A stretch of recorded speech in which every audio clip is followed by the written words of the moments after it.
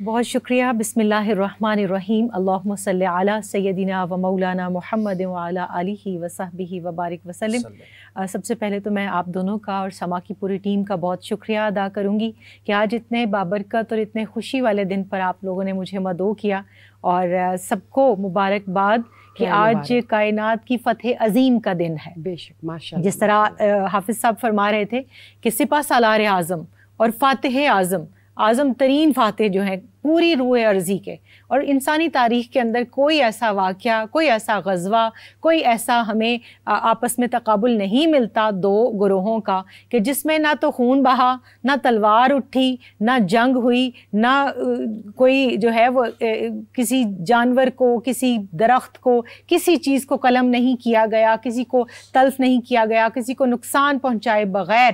اتنا بڑا فاتح کہ جو اس ملک سے نکال دینے والے، جو ان کو ان کی اصل آبائی جگہ سے دور کرنے والے، جو ہجرت پر مجبور کرنے والے، جو مکہ کی سرزمین میں حضرت سمیہ سے یعنی خواتین تک کے خون بہانے والے، اور جو ان کے بچوں کے ساتھ ظلم اور مظالم کرنے والے، آج وہ ایک ایک کر کے سامنے کھڑے ہیں. اور رسول رحمت صلی اللہ علیہ وآلہ وسلم عفو درگزر کا پیکر، آج رحمت للعالمینی کا وہ معراج اس زمین پر نافذ کر رہے ہیں کہ پھر ہم لین پول کو اور دوسرے جو ویسٹرن رائٹرز ہیں ان کو بھی ماننا پڑتا ہے. وہ بھی انگشت بدندان ہے کہ او واٹ از دس، یہ کیا ہوا؟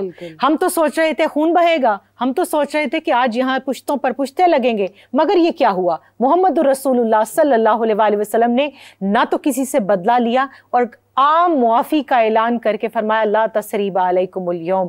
تو آج کا دن وہ خوشی کا، وہ مبارکباد کا دن ہے. لیکن اس دن سے ہمیں بہت سے اسباق بھی اخذ کرنے ہیں. سب سے پہلے تو اس کے جو اس واقعے کے محرکات ہیں ان کے اوپر میں چاہوں گی کہ ہم تھوڑا سا غور کر لیں.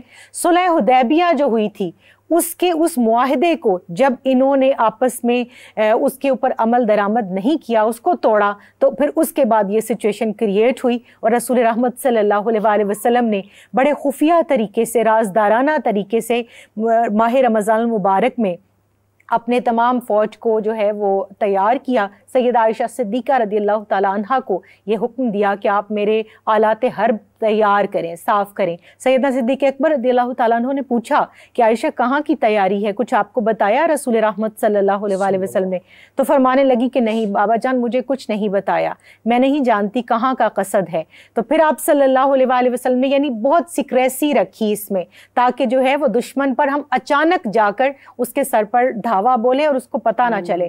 لیکن اس دوران پھر یہ ہوا کہ آپ یہ دیکھیے 10 رمضان المبارک کو جب آپ نکلے ہیں، اس سے پہلے تک آپ نے اس سیکریسی کو قائم رکھا. لیکن اس دوران میں حضرت حاطب بن ابی بلتہ رضی اللہ تعالیٰ عنہ جو بدری صحابی ہیں، انہوں نے اپنے خاندان کی حفاظت کے پیش نظر ایک رکا لکھا اور ایک خاتون کو دیا، ایک عورت کو دیا. اب یہاں پر عورتوں کا کردار بھی بڑا اہم ہے، اور اس کو کہا کہ تم جا کر یہ مکہ کے اندر ان کو دینا اور ان کو بتانا کہ اس طرح سے رسول رحمت صلی اللہ علیہ وآلہ وسلم ارادہ فرما رہے ہیں.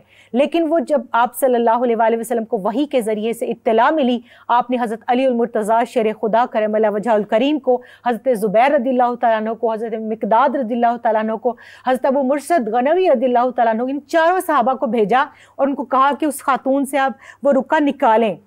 اب جب ہودج میں آپ نے دیکھا کہ وہ عورت ہے تو اس کو بولا گیا کہ آپ کے پاس جو بھی ہے وہ آپ دے دیں. اس نے کہا میرے پاس تو کچھ نہیں ہے.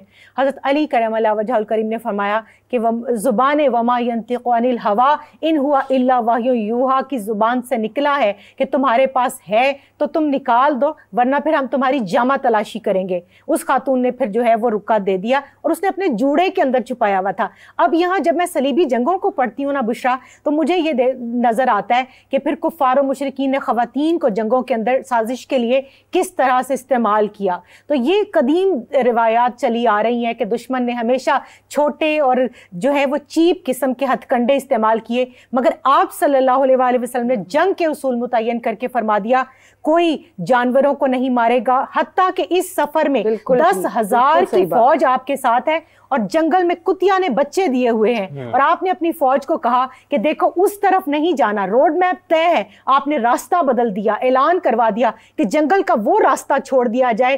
میں نہیں چاہتا کہ میرے کسی فوجی سپاہی کے پاؤں تلے کتیا کا کوئی بچہ بھی روندا جائے. یہ ہے رحمت للعالمینی. اور پھر اس کے بعد اس خاتون کو جو ہے وہ پیش کیا گیا، وہ رکہ بھی پیش کیا گیا. پھر رمضان المبارک 10 رمضان کو آپ نے سفر اختیار فرمایا، راستے میں پھر ایک جگہ پر روزہ بھی جو ہے وہ افطار کیا گیا. پھر خاموشی کے ساتھ جب یہ لوگ 18 کو یہاں پہنچے ہیں، 19 کی رات جو 20 رمضان المبارک کی رات ہے، تو 10,000 آگ کے الاؤ جلائے گئے دشمن پر اپنا روب طاری کرنے کے لیے، تاکہ دشمن کو پتا چلے کہ بہت بڑی فوج، کیونکہ 10,000 جہاں چولہے جلے ہوں گے، جہاں آگ کے الاؤ ہوں گے، وہاں پر آپ خود دیکھ لیجئے کہ روب کس طرح کا ہوگا. پھر آپ صلی اللہ علیہ وسلم کی دعا اللہ نے قبول فرمائی کہ رازدارانہ طریقے سے آپ کو وہاں تک پہنچایا گیا. اور پھر جب آپ وہاں بطور فاتح کے مکہ شریف کے اندر داخل ہو رہے ہیں، تو وہ داخلے کا جو منظر ہے، کاش چشم تصور میں آج امت محمدیہ جو بھائی کا بھائی گلا کاٹ رہا ہے، جو بہنوں کو، جو بیٹیوں کو، جو خودکشیاں کر رہے ہیں، جو کچھ تو خون کر رہے ہیں، ان کے سامنے یہ رحمت کا معیار رہے، یہ عفو و درگزر کا معیار، یہ عاجزی اور انکساری رہے کہ آپ کا سر انور آپ کی سواری کے ساتھ لگا ہوا تھا.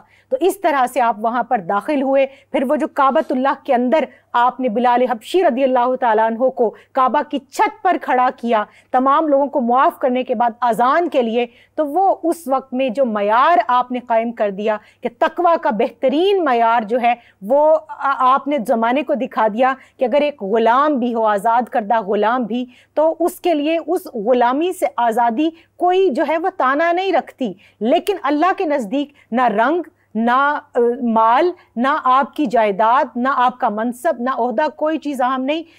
ان اکرمکم عند اللہ اتقاکم، کہ جو متقی اور پرہیزگار ہے. اور میرے نبی علیہ الصلوۃ والسلام، عزت وہ ہے جس کو حضور عزت دیں، جس کو حضور علیہ الصلوۃ والسلام نوازیں. اور پھر کفار و مشرکین کے سردار جو ایک دوسرے کو چہمگوئیاں کر رہے ہیں، آنکھوں سے ایک دوسرے کو اشارے کر رہے ہیں کہ اللہ نے آج ہمیں اس دن کے لیے زندہ رکھا تھا کہ ہم یہ دیکھیں، تو آپ صلی اللہ علیہ وسلم نخوت کے بت اپنے پاؤں تلے روند دیے. اور پھر اس وقت میں ایک چیز جو ہمیں اپنے ضرور ذہن میں رکھنی چاہیے کہ ابن خطل جو کعبے کے پردے کے پیچھے چھپا ہوا تھا، اس کو بھی واصل جہنم کیا گیا، کیونکہ وہ گستاخ رسول صلی اللہ علیہ وسلم تھا. سوائے اس کے کسی اور کے اوپر کوئی حد جاری نہیں.